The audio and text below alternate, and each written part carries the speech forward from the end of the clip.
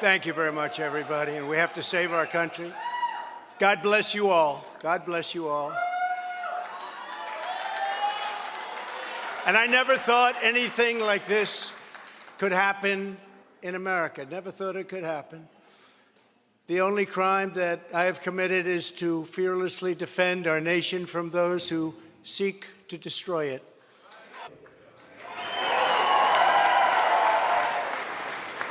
From the beginning, the Democrats spied on my campaign. Remember that? They attacked me with an onslaught of fraudulent investigations. Russia, Russia, Russia. Ukraine, Ukraine, Ukraine. Impeachment hoax number one. Impeachment hoax number two.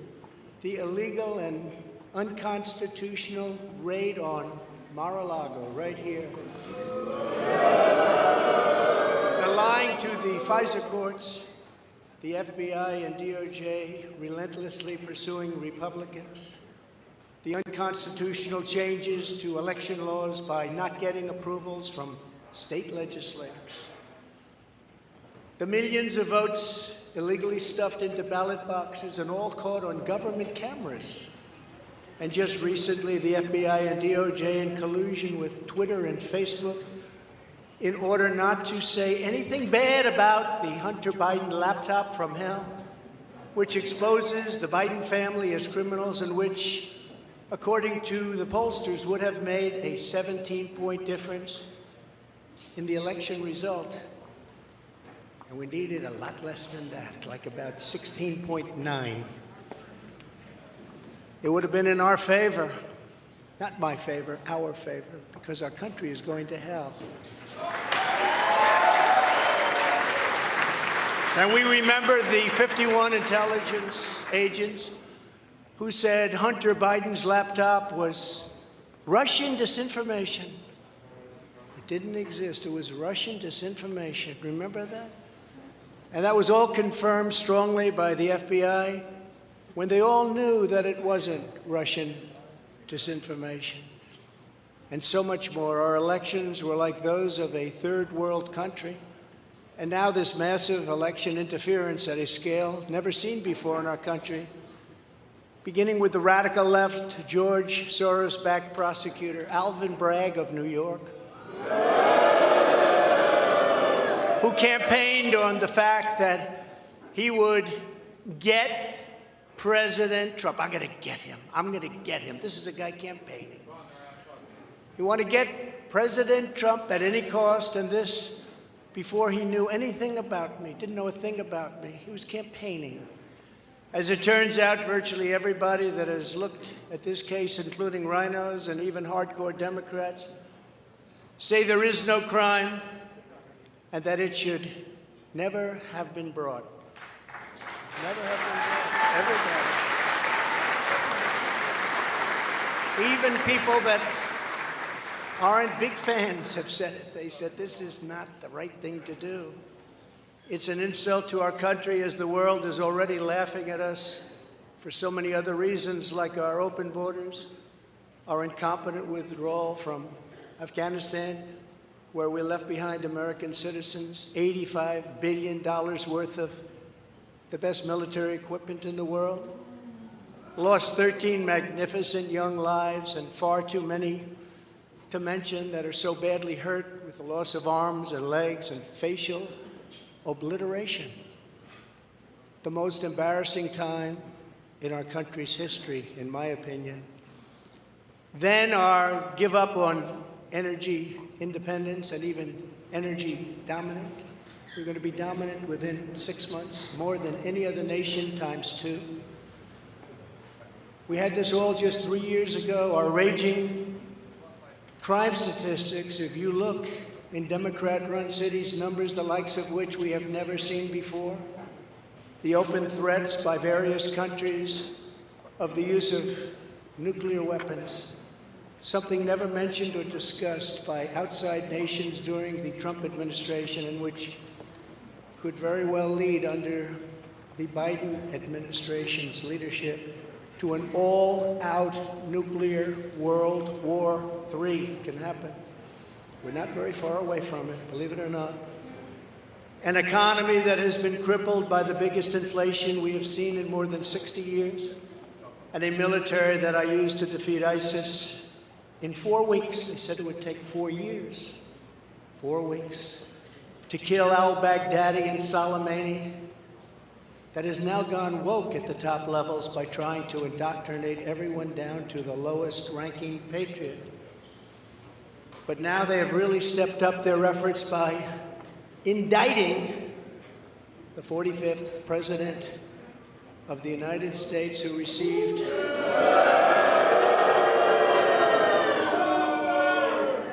$75 million votes, which is more than any sitting president in the history of our country.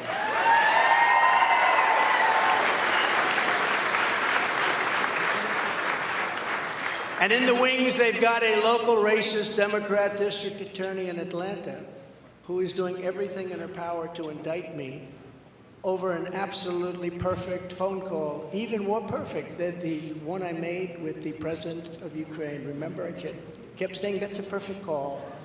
This one was more perfect. Nobody said, sir, you shouldn't say that. Many people on the phone. Or hung up in disgust because of something I inappropriately said, because nothing was said wrong. In fact, at the end of the call, we agreed to continue our conversation about election fraud, and election fraud specifically in Georgia, at a later time. Many people on the phone, including lots of lawyers, nobody found anything wrong with that perfect call until a book promotion tour many months later. All of a sudden they say, you know, I remember Trump making a call. Let's look at that. This fake case was brought only to interfere with the upcoming 2024 election, and it should be dropped immediately.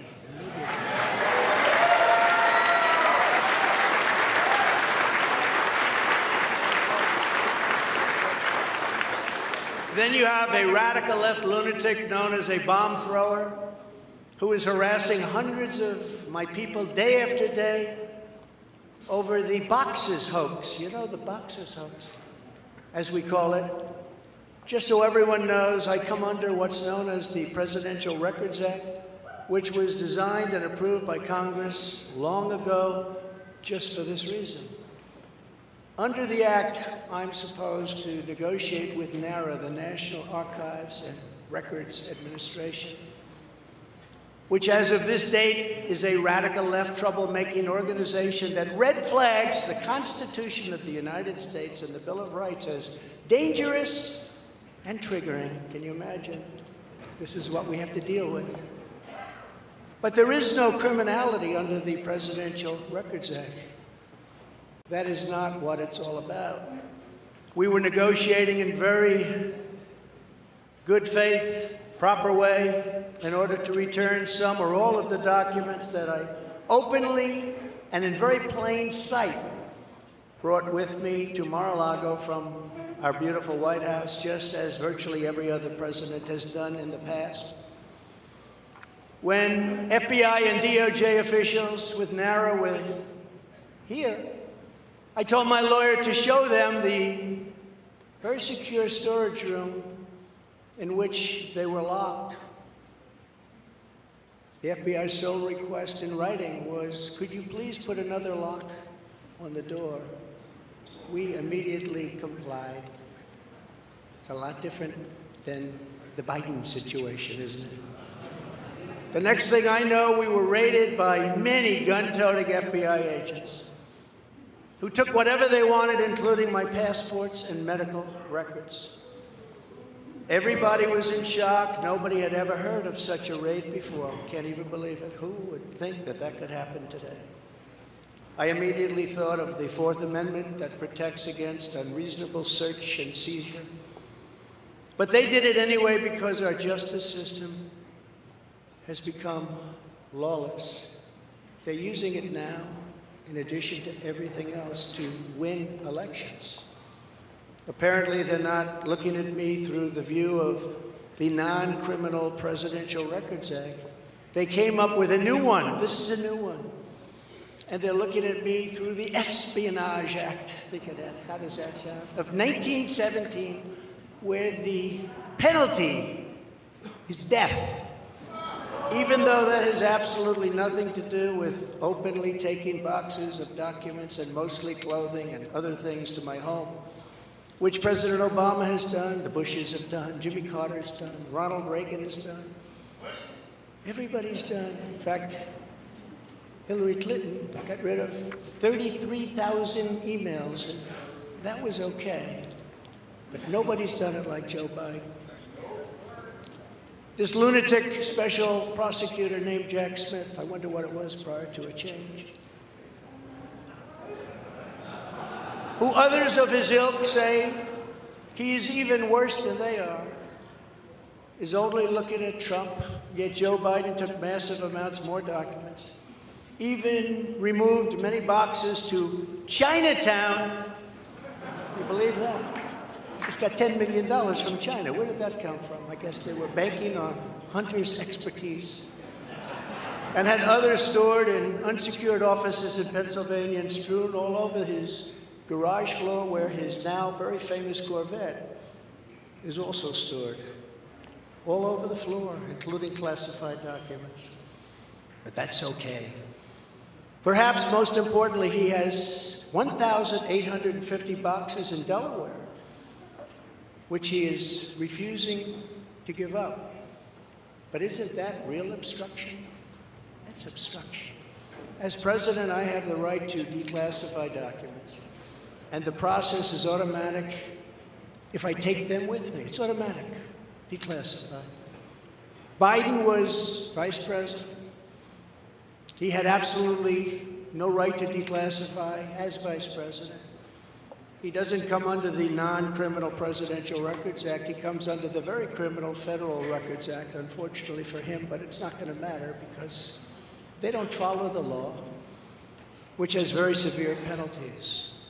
He had classified documents that he took while he was a senator, which is absolutely inexcusable. And other senators, including Democrats, are outraged.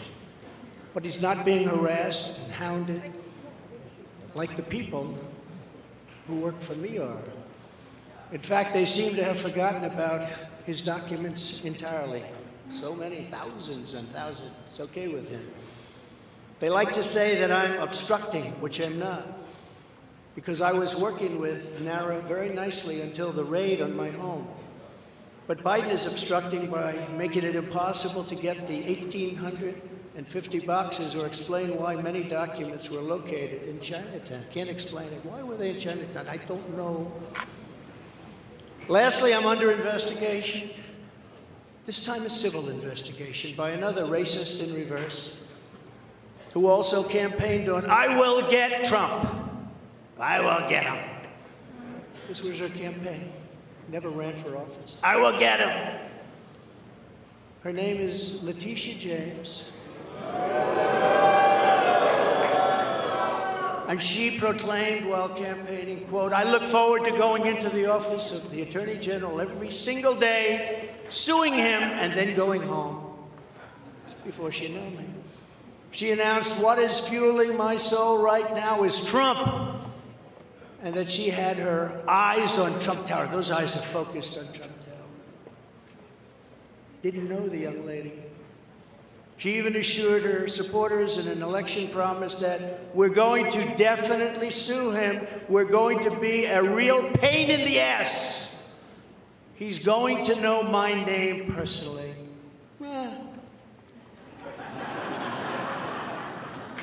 And then she claimed that I was an illegitimate president. Think of it. With all we did on energy, with all we did on the military, on taxes, biggest tax cuts in history, biggest regulation cuts in history, right to try, people able to get drugs now that aren't approved. Hopefully you don't have that problem.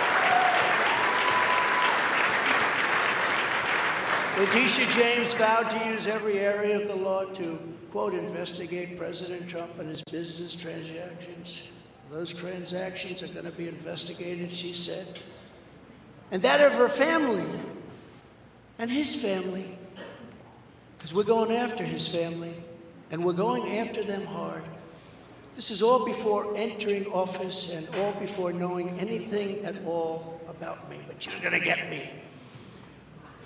This is why, along with unrelenting crime, so many people and companies are leaving New York. She said that I falsified my financial statements, but in fact we're proving and will prove that my financial statements were substantially more than we submitted, not less. And in all cases have a strong disclaimer clause in them which tells the institutions that may look at that if they want to, not to rely on the statement. But they've got a problem with their case because, number one, I'm very underleveraged. They can't believe it, all the stuff they read and gave, and have very little debt relative to the value of assets. And importantly, not one bank has lost even $1. She was investigating me to save banks. They have very good lawyers. But they didn't lose $1 with us during this period of time. In fact, the banks we're talking about made almost $200 million off Donald Trump, and they liked me very much. We never missed a payment, never got a default notice, had a great relationship with all of them. I don't need banks. We have a lot of cash. I built a great business with my family, built a fantastic business.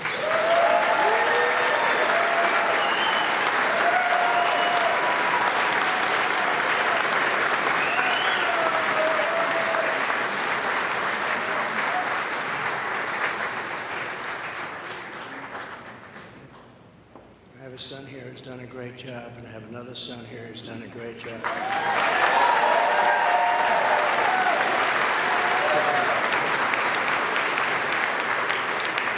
And Ivanka, and Barron will be great someday. He's tall, and he's smart.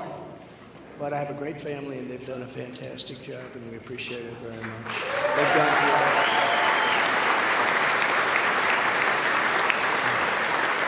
So she's suing me over banks that weren't defrauded, when she should be focused on violent crime that's driving people out of the state. This is a persecution, not an investigation. She's put our family through hell. It's cost hundreds of millions of dollars to defend, but our heads are held very, very high. They want to settle the case, but I want no part of that. So here we are now. It's where we were today, in a city that was so great just 4 or 5 years ago. But now we're there, spend time there today, as you possibly read, with a local failed district attorney charging a former president of the United States for the first time in history on a basis that every single pundit and legal analyst said, there is no case, there's no case. They kept saying, there's no case.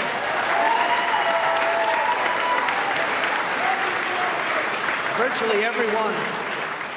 But it's far worse than that, because he knew there was no case. That's why last week he delayed for a month and then immediately took that back and threw this ridiculous indictment together. Came out today, everybody said, this is not really an indictment, there's nothing here. My lawyers came to me and they said, there's nothing here, they're not even saying what you did. The criminal is the district attorney because he illegally leaked massive amounts of grand jury information, for which he should be prosecuted, or at a minimum, he should resign. And Alvin Bragg's wife confirmed a report that claimed her husband has Trump nailed on felonies.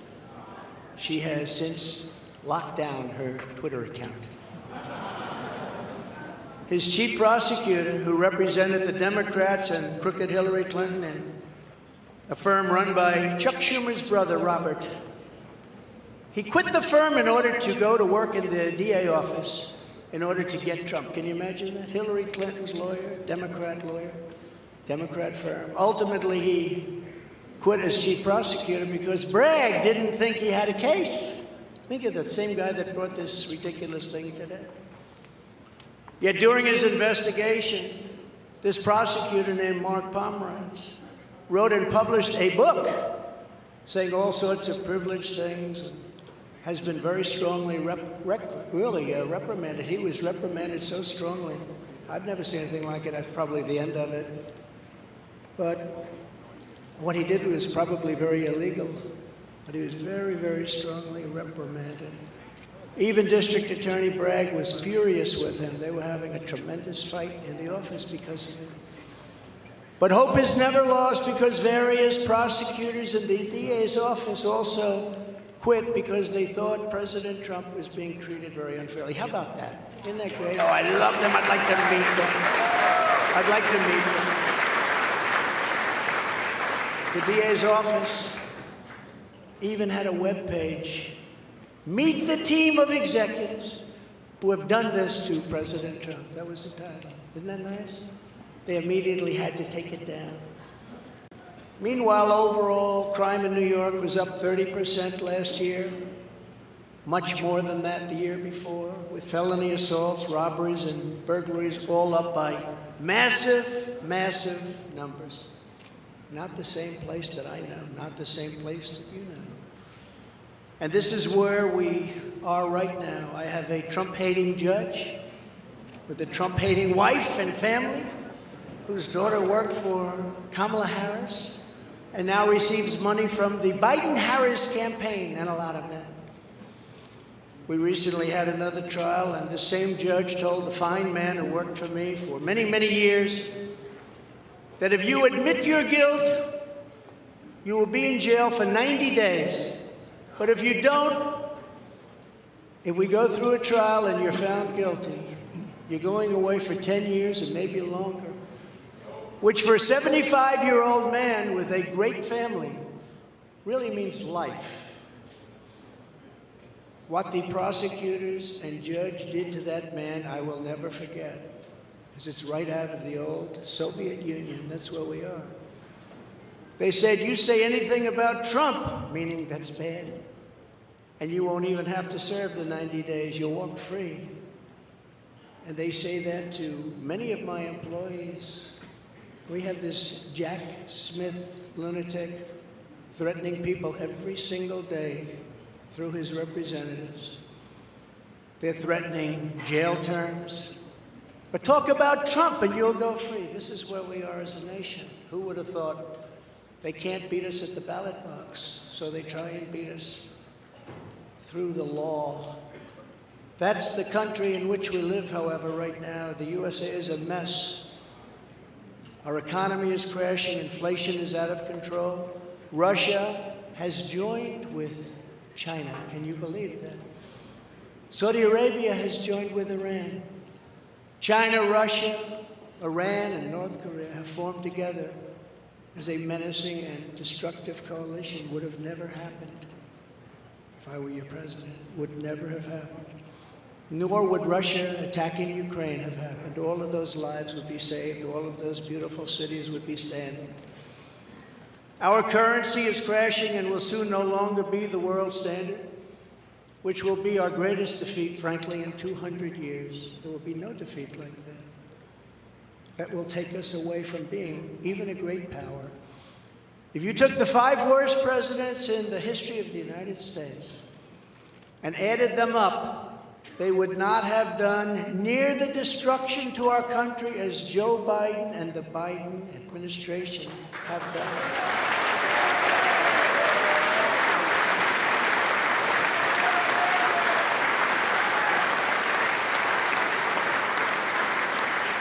Incredibly, we are now a failing nation. We are a nation in decline. And now these radical left lunatics want to interfere with our elections by using law enforcement.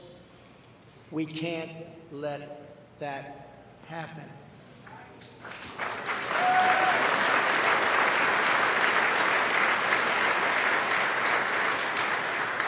With all of this being said, and with a very dark cloud over our beloved country, I have no doubt, nevertheless, that we will make America great again. Thank you. God bless you. and God bless America. Thank you very much, everybody.